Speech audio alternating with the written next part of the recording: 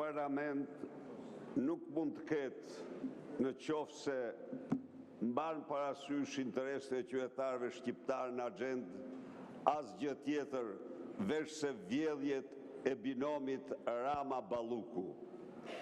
Çështja e dytë që ky parlament duhet debatojë dhe të japë zgjidhje është çështja e naftës.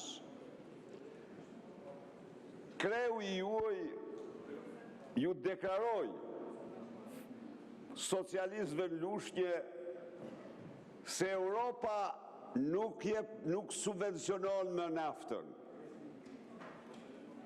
Një mashtrim të turpshëm, të pa skrupullt, dhe ju që qeshi, ju bëni sklavin këtu, sepse sfidoj çdo njeri dhe çdo shqiptar të gjejë një vend të vetëm antar të Bashkimit Evropian që të mos subvencionoj naftën për fermerët. Përkundrazi, Gjermania e rriti këtë vit subvencionin dhe mundet dhe vendet tjera. Të shkosh dhe të deklarosh vetëm se janë socialist dhe mund të thuash çdo gjë se Europa nuk subvencionon me naftën, bën një akt cinik, një akt, një mashtrim me rreth 40% të shqiptarëve që ç'është e vërteta janë pjesa që djersin më shumë, që sakrifikon më shumë, qoftë për kafshatën, qoftë për prosperitetin e vetë dhe të vendit.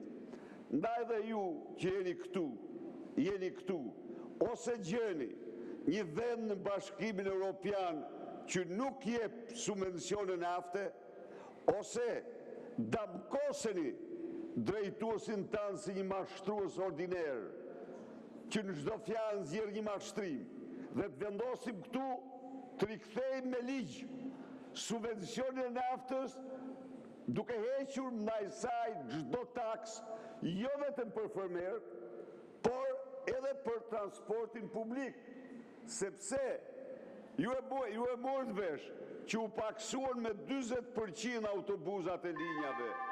E kuptoni mirë, dakord, ajo mund të vjeri, po problemi është shumë i rëndësishëm. Ndaj dhe të bëjmë këtu një ndërhyrje urgjente që të subvencionohen fermerët. Po, vin miliardierë të raps edhe marrin me 600 lek naftën. Dhe ata ka rëndësinë ekonomisë e hapin shishe shampanje me rame. Po kjo është turbor. A përfaqësoni ju apo s'përfaqësoni ata fermerë?